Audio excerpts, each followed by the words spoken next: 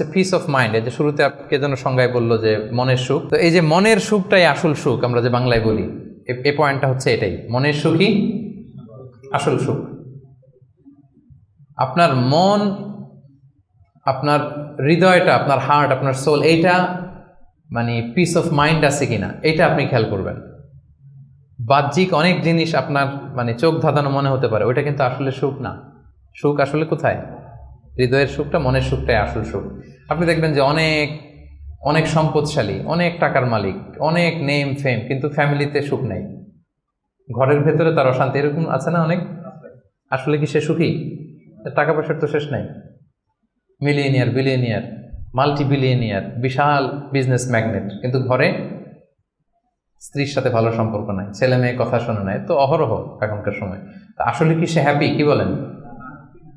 চিত্তে শান্তি নাই, মনে সুখ নাই। মনের সুখ আসল সুখ। অনেক টাকার মালিক, ঘরে 8-10টা কাজের লোক, কয়েকটা বাবুর্চি, কিন্তু খেয়ে হজম করতে পারে না। আছে এরকম প্রবলেম অনেকের? বলে ফুড পয়জনিং বা বদ হজম, এরকম কিছু হলে কি অশান্তি লাগে, আর সারা জীবনটাই এটা। তার জীবনটা কেমন যাচ্ছে বলেন? আপনার যে মনে শান্তি আছে, এই যে 2 টাকা দিয়ে নাসি আয়াম খেয়ে ফেলতে পারতেছেন, যেখানে মনে চাই বসে ফেলতে পারতেছেন, শুইতে পারতেছেন, থাকতে পারতেছেন, কত সিম্পল লাইফ, কত সুখ। এরপরেও আমরা যদি সুখ খুঁজে না পাই, আপনি একটু ওদের দিকে তাকান, নাই। তো এই জন্য সম্মানিত ভাইয়েরা, পিস অফ মাইন্ড এটা হচ্ছে the true happiness, the real happiness. আপনার মনটা যদি প্রশান্ত থাকে, আপনি যদি মনোদৈহিক প্রশান্তির মধ্যে থাকেন, you are the happiest person in the world. আপনি সুখী, মহাসুখী, আপনি মহাসুখী। ইউআই থেকে বের হলে বুঝবেন দুনিয়াটা কেমন। এখানে আমরাও তো ছাত্র জীবন কাটিয়েছি একটা সময়, সুবহানাল্লাহ। পারিবারিক জীবনে যাবেন, ক্যারিয়ার লাইফে যাবেন, বিজনেসে যাবেন, ব্যবসা যাবেন, দিনকে দিন জটিলতার মধ্যে আপনি আসবেন। এখন যে কত হ্যাপি লাইফ লিড করতেছেন আপনি কল্পনা করতে পারবেন না। এর জন্য শুকরগুজার হতে হবে। তো তাই বলে কি এখন টাকা পয়সা সম্পদ এগুলোর দরকার নাই? বাড়ি ঘর বাবুর্চি এগুলো দরকার নাই যেগুলো বলতেছিলাম না? দরকার আছে। আমি সুখ, সবাই বলেন আসল সুখ মনের সুখ। পার্থিব জীবনের এই ব্যাপারগুলো যে লাগে, এটাও ইসলাম বলে। যেমন রাসূল সাল্লাল্লাহু আলাইহি ওয়াসাল্লাম একটা চমৎকার হাদিস, সহিহ হাদিস, এটা আমি একটু করে শেয়ার করি। রাসূল সাল্লাল্লাহু আলাইহি ওয়াসাল্লাম বলেছেন যে আরবাউম মিনাস সাআদা, 4টা হচ্ছে মানে সুখী হওয়ার মাধ্যম বা সৌভাগ্যশীল হওয়ার মাধ্যম। যার 4টা আছে সে সাঈদ, আর যার 4টা নাই সে শাকী। সাঈদ মানে কি? সুখী বা সৌভাগ্যশীল, আর শাকী মানে দুঃখী বা দুর্ভাগা। তো সুখী কারা বা সৌভাগ্যশীল কারা? রাসূল সাল্লাল্লাহু আলাইহি ওয়াসাল্লাম পার্থিব জিনিস যে লাগে, এটা যে ইসলাম ডিনাই করে না তার প্রমাণ রাসূল সাল্লাল্লাহু আলাইহি ওয়াসাল্লাম বলছেন যে আরবাউন মিনাস সাআদা, 4টা জিনিস মানুষের সুখ নিশ্চিত করে, সুখ এনে দেয় পার্থিব জগতে, দুনিয়াবি হাইসিয়াতে আর কি। 1 নম্বর হচ্ছে আল মারআতু সালেহা, নেককার স্ত্রী। এটা কিন্তু আপনার জীবনকে সুখময় করার একটা বড় মাধ্যম। 2 নম্বর হচ্ছে আল মাসকানুল ওয়াসিআ, প্রশস্ত বাসভবন।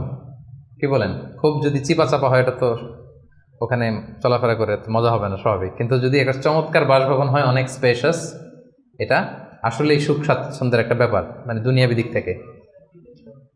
3 নম্বর হচ্ছে ওয়াল জারুস সালেহ, ভালো প্রতিবেশী, গুড নেইবার। কি বলেন? আরবিতে কি বলে? উতলুবুল জার ক্বাবলাদ দার, বাড়ি কেনার আগে আগে প্রতিবেশী দেখে নাও, আরবি ভাষা একটা প্রবাদ। আর 4 নম্বর হচ্ছে ওয়াল মারকাবুল হানি, মানে হচ্ছে লিটারালি হচ্ছে সুইট রাইডিং, ভালো একটা আরোহণ। এটা বর্তমানে গাড়ি হইতে পারে, একটা সুন্দর চমৎকার গাড়ি, ভালো ব্র্যান্ডের গাড়ি, মার্সিডিজ না হইতে পারে। তারপর রাসূল সাল্লাল্লাহু আলাইহি ওয়াসাল্লাম টেস্টিফাই করছে, আপনার এটা নেগেটিভলি নেওয়ার সুযোগ নাই। হ্যাঁ, এটা দুনিয়াবি দিক থেকে তো অবশ্যই একটা সুখের মাধ্যম, মার্সিডিজ ব্র্যান্ড হইতে পারে। অথবা রাসূল সাল্লাল্লাহু আলাইহি ওয়াসাল্লামের সময় ছিল যে কোনো আরোহণ, ভালো ঘোড়া, তেজস্বী ঘোড়া, উট, হ্যাঁ এগুলো। তাহলে এই 4টা হচ্ছে আরবাউম মিনাস সাআদা, এই 4টা জিনিস পার্থিব জগতের সুখ এনে দেয়, মানুষকে সৌভাগ্যশীল বানায়। তার মানে ইসলাম এটা নিষেধ করে নাই। কিন্তু দ্য পয়েন্ট ইজ হেয়ার, রাসূল সাল্লাল্লাহু আলাইহি ওয়াসাল্লামের জীবনে কয়টা ছিল বলেন? এই 4টার মধ্যে থেকে রাসূল সাল্লাল্লাহু আলাইহি ওয়াসাল্লামের জীবনে আসলে কয়টা ছিল? শুধু 1 নম্বরটাই ছিল। যদি আপনি মানে একেবারে সঠিকভাবে চিন্তা করে দেখেন, এই 4টা জিনিস থাকলে যে জীবনটা খুব স্মুথ হয়, রাসূল সাল্লাল্লাহু আলাইহি ওয়াসাল্লাম বলছেন কথা ঠিক, কিন্তু ওনার কয়টা ছিল? একটাই ভালো মতো ছিল। সেটা কি? নেককার স্ত্রী, আল মারআতুস সালেহা, এটা ছিল। 2 নম্বরে আসেন আল মাসকানুল ওয়াসি, তো মোটেও ছিল না। রাসূল সাল্লাল্লাহু আলাইহি ওয়াসাল্লামের ঘরের সাইজ জানেন তো না? এখন মক্কা মদিনায় গেলে বিভিন্ন মাআরেদ হয়, ওখানে দেখা যায় যে কত মিটার বাই কত মিটার, খুবই ছোট একটা রুম। আম্মা জান আয়েশা রাদিয়াল্লাহু তাআলা আনহার ঘরের সাইজটা যদি বলি খুবই ছোট। এই অল্প কিছু জিনিস রাখতে পারে, একটা জাজিম রাখতে পারে, কয়েকটা জিনিস ঝুলায় রাখতে পারে, আর দুইজন থাকতে পারে কোনো রকম। এটা ছিল ওনার বাসভবন। এটা কি আল মাসকানুল ওয়াসি' হয়েছে? পান নাই উনি এটা। এরপর একটা আসেন ওয়াল জারুস সালেহ, ভালো প্রতিবেশী পাইছেন, কাছাকাছি ধরলে পাইছেন, পাশে ফাতেমার ঘর, দিকে স্ত্রীদের ঘর। কিন্তু আপনি যদি বিগার সেন্সে চিন্তা করেন, কারা থাকতো আশেপাশে? এদিকে তো না, আবুল আহাব তো মক্কার কথা, লেটসে মদিনার কথাই যদি আমরা বলি, আপনার কারা থাকতো? মুনাফিকদের একটা দল তো থাকতোই, আর তিন দিকে জিউস, ইহুদিরা, বনু খাইনুকা, বনু নাদির, বনু কোরাইদা। এরা কি করছে রাসূল সাল্লাল্লাহু আলাইহি ওয়াসাল্লামের সাথে? মানে ট্রেচারির যত ধরন হইতে পারে, বিট্রে করার যত ওয়ে হতে পারে, সবগুলো করেছে। একটা রাত শান্তিতে ঘুমাইতে পারে না এদের কারণে। এটা কবে পর্যন্ত? পঞ্চম হিজরির আগ পর্যন্ত ঘুমাতে পারে নাই। বনু ওই কুরাইজাকে যখন করলেন, এক্সাইল করলেন, তারপর থেকে অনেকটা এই জিউসদের ঝামেলা থেকে উনি মুক্ত হয়েছেন। তাহলে চিন্তা করেন, এটাও ছিল না। এরপর 4 নম্বরে যদি আসেন, আল মারকাবাল হানি, ভালো যানবাহন বা ঘোড়া, এগুলো ছিল অ্যাভারেজ ধরতে পারেন, যেগুলো ছিল কসওয়া, আদবা, যা ছিল এগুলো অ্যাভারেজ টাইপের। তার মানে রাসূল সাল্লাল্লাহু আলাইহি ওয়াসাল্লামের কিন্তু এগুলো ছিল না। এটা প্রমাণ করে যে এগুলো হইলে জীবন স্মুথ হয়, সুন্দর হয়, বাট এগুলোই সুখ শান্তি দেওয়ার আসল টুলস না। আসল সুখ বলেন না একটু সবাই, আসল সুখ মনের সুখ। এটা খেয়াল রাখতে হবে। এটা আমি কোত্থেকে নিয়েছি? এটা হাদিস থেকে নিয়েছি। এই যে রাসূল সাল্লাল্লাহু আলাইহি ওয়াসাল্লাম বলছে যে লাইসাল গিনা আন কাসরাতিল আরাব, অনেক সম্পদ থাকলে এটাই অন্তরের মজা, শান্তি, প্রাচুর্যতা না। ওয়ালাকিন্নাল গিনা গিনান নাফস, মূল সুখ হচ্ছে অন্তরের সুখ, মূল ধনাঢ্যতা হচ্ছে অন্তরের ধনাঢ্যতা। আপনার অন্তর হ্যাপি তো সব হ্যাপি। আপনি না খেয়ে, সামান্য খেয়েও, আপনি ছোট্ট ঘরের ভিতরে আপনি সুখ আর সুখ, এরকম ফ্যামিলি আছে না? আপনারা কি মনে করেন যে রিক্সাওয়ালার যে বস্তির ভেতরে কুড়ে ঘরে কোনো সুখ নাই? কথা বলেন, আছে না? আছে। এদেরকেও আল্লাহ সুখের সন্ধান দিয়েছেন। তো নট নেসেসারি যে আপনার টাকা পয়সা এগুলো হইলেই সুখ হবে না।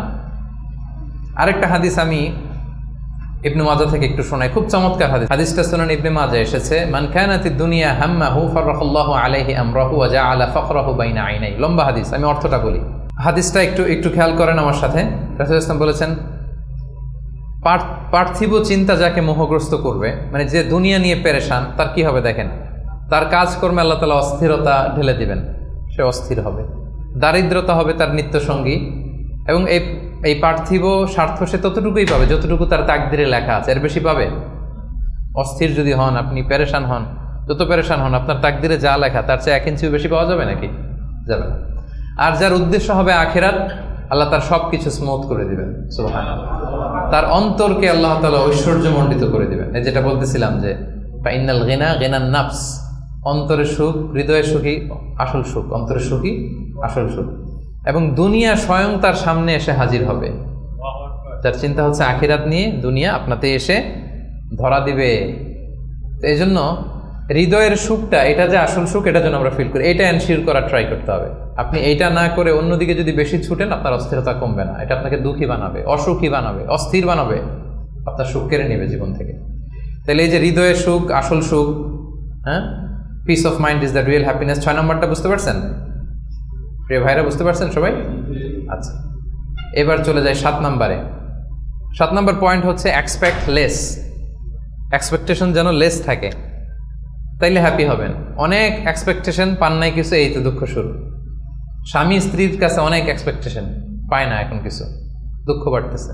স্ত্রী স্বামীর কাছ থেকে অনেক এক্সপেকটেশন, যখন হয় না ফুলফিল, কষ্ট পায়। বন্ধুর কাছে এক্সপেকটেশন অনেক বেশি, বাবা ছেলের কাছে এক্সপেকটেশন অনেক বেশি, সুপারভাইজার ছাত্রের কাছে এক্সপেকটেশন, ছাত্রের সুপারভাইজারের প্রতি। এই যে এটা তো বাস্তবতা, তাই না? যখন আপনি হাই এক্সপেকটেশন নিয়ে থাকবেন কিন্তু আউটকাম এরকম পাচ্ছেন না, তো কি হ্যাপি না আনহ্যাপি? বলেন, হ্যাপি না আনহ্যাপি? কিন্তু এক্সপেকটেশন খুব একটা আপনি বেশি করেন নাই, এরপরে আপনি যদি বেশি পান কেমন লাগবে? ভালো লাগবে না? আমার এক্সপেকটেশন নেই, একটা হইলেই হইলো, এরপরে দেখি মাশাআল্লাহ শুধু আসতেছে, কেমন লাগবে? ভালো লাগবে? হ্যাঁ, এই জন্য এক্সপেক্ট লেস। এক্সপেক্ট লেস মানে I am not talking about the goal. Goal should be higher and bigger. Goal বড় হবে, কিন্তু আপনার এক্সপেকটেশন যেন অনেক বড় না হয়।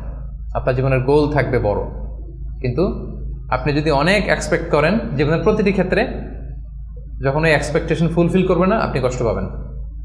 এজন্য কালকে কি খাবো, আগামী মাসে কি হবে, এরপরের বছর, এই যে হাহুতাশ করা, অনেক এক্সপেক্ট করা, এটা মানুষের জীবনে দুঃখ নিয়ে আসে। আপনি আজকের জন্য বাঁচেন, কালকের তো জন্মই হয় নাই, আগামীকালের জন্ম হয়েছে।